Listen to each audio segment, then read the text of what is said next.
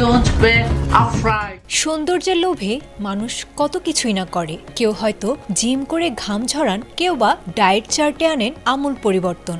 কিন্তু তাই বলে খোদ সৃষ্টিকর্তার দেয়া শরীরটাকে ছুরি কাঁচির নিচে সঁপে দিয়ে অদ্ভুত এক মানবী হওয়ার নেশা কিংবা নিখুঁত ফিগার ধরে রাখতে বছরের পর বছর অন্ন ত্যাগ করা আদৌ প্রকৃত সৌন্দর্যের সংজ্ঞার মধ্যে পড়ে কি? কৃত্রিম সৌন্দর্যতার পেছনে ছুটতে গিয়ে এমনই এক অবিশ্বাস্য জীবন বেছে নিয়েছেন ২০ বছর বয়সী এক ইরানি ইনফ্লুয়েন্সার, যার কায় কারবার দেখে এখন বিশ্বজুড়ে চলছে তুমুল তোলপাড়। তরুণীর নাম আনাহিতা নাজো। সম্প্রতি একটি পডকাস্টে হাজির হয়ে তিনি এমন কিছু দাবি করেছেন যা শুনে যে কারো চক্ষু চড়ক গাছ হতে বাধ্য।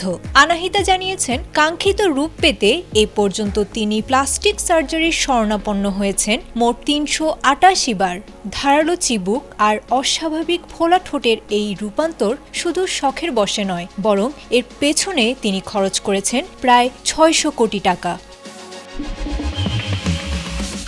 তবে সবচেয়ে চমকপ্রদ তথ্যটি হলো তার জীবনধারা। মেদহীন শরীর ধরে রাখার এক চরম নেশায় গত ৮ বছর ধরে তিনি মুখে তোলেননি কোনো শক্ত খাবার। অবিশ্বাস্য মনে হলেও খোদ আনাহিতার দাবি, শুধুমাত্র কফি খেয়েই তিনি পার করেছেন গত ৮টি বছর। তার এই বিচিত্র সাজসজ্জা আর জীবনযাত্রার কারণে নেটিজেনরা তাকে ভালোবেসে নয়, বরং কিছুটা বিস্ময় আর বিদ্রূপ মেশানো স্বরে ডেকেছেন ইরানি হার্লে কুইন নামে।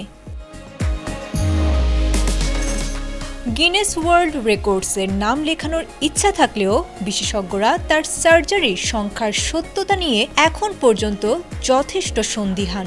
তবে সবচেয়ে অদ্ভুত বিষয় হলো, আনাহিতা নিজে একজন মনস্তাত্ত্বিক পরামর্শদাতা এবং তিনি নিয়মিত মানুষকে উপদেশ দেন অন্তরের সৌন্দর্য বড় করে দেখার। নিজের চেহারায় আমূল পরিবর্তন এনে মানসিক শান্তির কথা বলা এই তরুণী এখন বিশ্বজুড়ে বিতর্ক আর উদ্বেগের এক জীবন্ত উদাহরণ। আয়েশা আক্তার, এটিএন বাংলা।